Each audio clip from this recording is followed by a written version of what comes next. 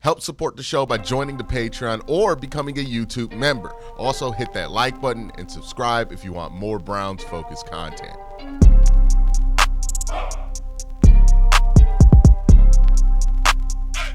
Hey, what's up, and welcome to QnA, the show where I take your questions and answer them here in video format. Ton of questions to get into, so let's just jump into it.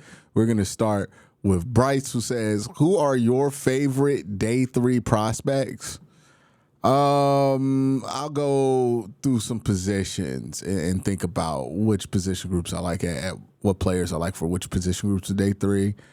Quarterback, Will Howard. Running back, DJ Gittens. Also, don't hate Trevor Etienne in that day 3 conversation.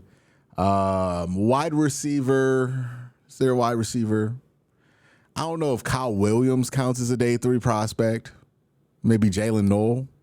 He counts as a day 3 prospect. Jack Beck. I think he's more of a day 2 guy, but maybe he's a day 3 guy. Tight end, there's like a million of them. You could throw a horseshoe at tight end. You'll find a guy like offensive line, Marcus and Bo, if he makes it to day 3. Defensively, CJ West, Kobe King, like him day 3. Kobe Bryant, like him day 3.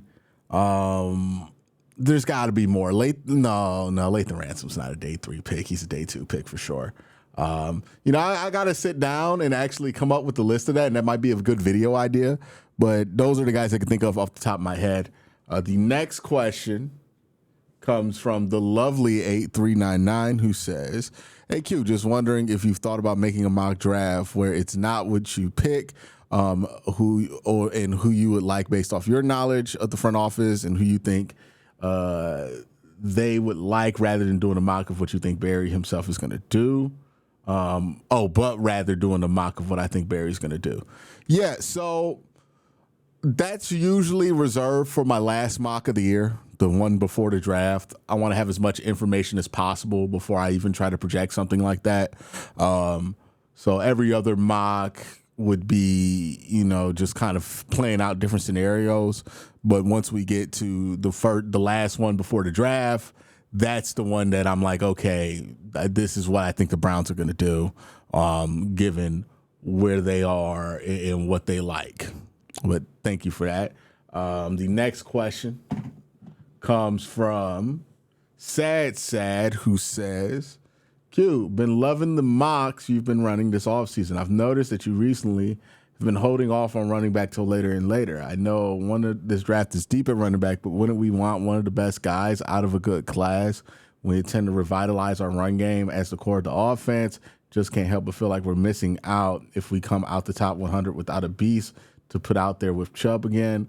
I know value picks are to be had later, but I can't lie. Personally, I want to stand out in what is a standout class. Who would you love to hear your thoughts? Keep doing what you're doing.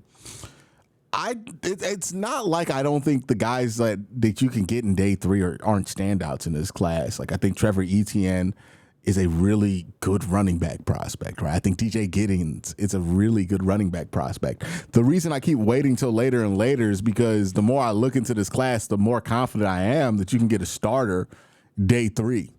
Right. And if I can get a starter at running back at day 3, but I'm not sure I can get a starter at safety day 3, and I'm not sure I can get a starter at quarterback day 3, and I'm not sure I can get a starter at tight end or offensive line in day 3, then I'm going to prioritize those positions before I take a running back. So that's why I've been moving back and back on running backs, because you have that luxury of like, hey, do you need a starter? Now, are there players that I think are special regardless of the depth at the running back position that deserve special consideration? Sure. But like Travion Henderson, right? I think he's special.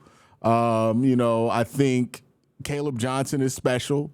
I think that Ashton Genty is special, right? But it also has to make sense when the opportunity is to get one of those guys in order to pull the trigger. So, I'm not opposed to it. It's just, if I can't get one of those 3, depending on how you feel about Omarion Hampton, you could throw him in there too. Then I'd rather just wait and go for value there because I'm confident if I get 2 running backs in this draft in day 3, one of them's going to be a really good starter. Big Griff says, yo, Q, I feel like if Sanders does fall to the bottom of the first, it still wouldn't be worth taking him. The Browns have a bad history of forcing picks at QB late. That's how we ended up with such a QB carousel. If we were to take a QB in the late first, I'd rather take one with a high upside prospect with raw talent that needs to develop their mechanics rather than a higher floor, lower ceiling prospect like Shador. I like Shador, but I'd rather wait till next year for a better prospect. It depends on what your mindset is as an organization going into it. I tend to think it's easier with the late first round pick to say to yourself, hey, if this works out, awesome. If it doesn't work out, no harm, no foul. Let's just move on from it, right? You don't have that sunk cost fallacy, or at least it's not as strong as it would be at number 2, to just keep giving this a try. Regardless of whether it justifies it or not. So that's why I don't mind Sanders there. If you're asking me, would I go Sanders or Milroe there in the late first? I probably would go Sanders because I feel like Sanders is closer to being a starting quarterback in the NFL than Jalen Milroe is. And if I'm considering taking a quarterback in the first round, it's likely that I need that quarterback to start because that means, Kirk Cousins' receptiveness about coming here might be lower. So if you need a starter, I think Sanders might make sense there because there's a better chance that he could start. But I don't know. I wouldn't bet against the floor of Jalen Milroe being much higher than we think just because his athletic ability and his deep ball ability is very strong. Retro says, been talking about this with my friends. If we don't get Kirk Cousins, what do we do personally? Do you think what do you think is the best direction left? And what do you think the Browns will do? They can't get Kirk Cousins. Then it's probably like Joe Flacco time at that point. Like, I can't think of a better option than Joe Flacco. Jacoby Brissett's gone. Russell Wilson's gone. Like, all the other options are gone. Like, it's either Joe Flacco or like Carson Wentz. And I'd take Joe Flacco every day of the week +2. I believe in Kevin and his ability to fix certain things, but Carson Wentz has been deemed unfixable for quite a while now. All right, Luke says, a report came out saying the Browns are open to trading down. If they do so, could they be picking and why? Who could they be picking and why would they want to trade down? To get more picks, right? Especially, let's say the Browns love the idea of getting somebody in the top 10 this year and getting Jalen Milroe.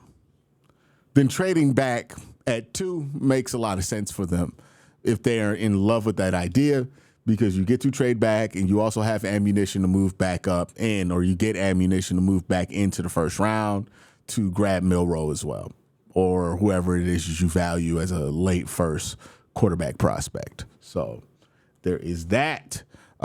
Justin, I keep getting this mixed up. Justin says, what vet options do we have at quarterback if we miss on Kirk, Rodgers, or Flacco? At what point does taking a swing early on QB, even knowing we would be passing on the best talents in the draft? Personally, I want Carter, but can't see going into the season with Pickett or Wentz. Depends on how tight they feel about their ability to withstand results this season. If you go in starting Kenny Pickett and Carson Wentz, you're going to stink. If they don't feel like that's going to get them fired, then play long term, right? Get Abdul Carter, live with a crappier quarterback, and fix the position next year. But you got to be sure that you can withstand something like that, because I don't feel confident you're going to be able to win games. Even if it goes down to Flacco, I don't feel confident you're going to be able to win games in that scenario. So, it just might be a year where you have to eat it, because even if you draft a quarterback there's no guarantee that they're going to be that much better than Kenny Pickett this year, especially as a rookie. So, and that's not saying Kenny Pickett's amazing. It's just like you never know what a rookie quarterback's going to provide you. And it usually ends up being bad more than it ends up being good by a significant margin. So, you just got to prepare for it just being a rough year quarterback for the team, Call it retro because it'd be old school. But that's what it'd be. Roger says, hey, Q, keep up the great work with the Browns. Do you think Cleveland traded for Kirk and Ayuk? They got elite defensive backs. Could we make some noise?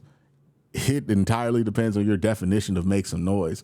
Could the could the Browns make the playoffs? I think so. Would the Browns make noise in the playoffs? Like, would they bounce some teams? I highly doubt it. Kirk Cousins still has his limitations, and those limitations are that he is Kirk Cousins at the end of the day. Remember what I say about Kirk. Kirk Cousins is not as bad as people say he is, but he's never as good as people say he is either, right? So he's Kirk Cousins. Your expectations should always stay at he's Kirk Cousins. Iceman, the boss, says, yo, Q, I feel like the best QBs are the ones who elevate, are the ones who make it easy on the rest of the offense. They place the ball to optimize run at the catch, protect the catcher. They set protections, blitzes correctly. They play on time. They are aware of the situation. Would you agree that these skills more than likely elevate than being able to throw the ball 70 yards really hard or running a 4.3? If so, why do you think the media hypes up numbers of toolsy guys as elevators? Well, there's a reason for it, and it's not a bad reason, right? Like, part of the draft isn't exclusively about what you've done in college, right? Part of the draft is trying to project what you could be as a professional. And guys who have tools are guys who could project to be much better with, different coaching and a different environment than they were in college. So that stuff does matter, right? The stuff you mentioned also matters as well. And that's stuff that we evaluate on the film breakdowns that I do on this channel. So I think you got to balance it out, right? Some media folks get really excited about the tools, right, because they love potential. Some folks get only excited about what they can tangibly see.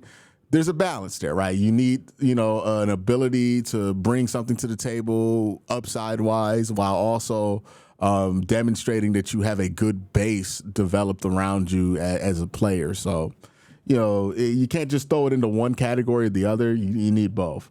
Luke says, do you see the Browns waiting after the draft to make a decision on Chubb? More than likely. I think that Chubb's one of those players you just wait till after the draft to see what it is that you actually want to do with them.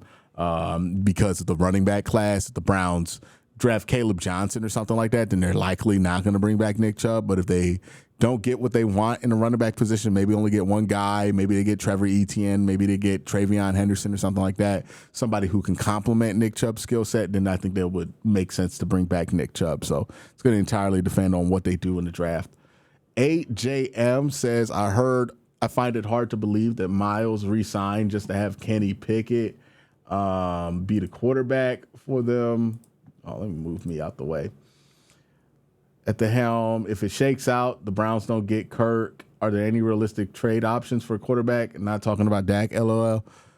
If you can't get Kirk, then you're just going to have a bad year at quarterback. Like, and I'm not saying like Kirk Cousins is going to be amazing for you or anything, right? Kirk Cousins is going to be Kirk Cousins.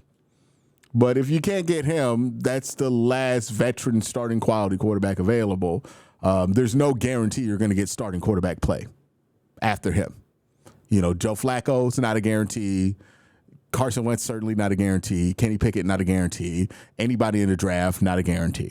So that's your best bet to get starting quarterback play. And even Kirk Cousins isn't a guarantee.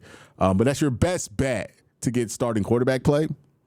Or starting quarterback level play out the position in 2024, or that's 2024, 2025, 2024, we didn't have it. If you can't get Kirk, then, you have to prepare for the very real possibility of not being able to have starting quarterback play at the position, or at least high quality, or not even high quality, just like regular quality starting quarterback play at the position, which sucks, but it might just be the reality for a year while the Browns try to figure out a long-term answer to this quarterback position. And, look, that's one of the most difficult positions to answer in all of football. It's not a satisfying answer to say this, but I do think it's the necessary answer. I want the Browns to take their time on this and do it right? Don't try to rush finding a quarterback. Get the guy that you want to commit to, and once you find that guy, commit to him. But don't rush the process, right? That's the word. Rushing the process is the worst way to go about it, in my opinion. But that's my thoughts. Let me know your thoughts in the comment section down below. You have a great day. Have an even better night. Peace.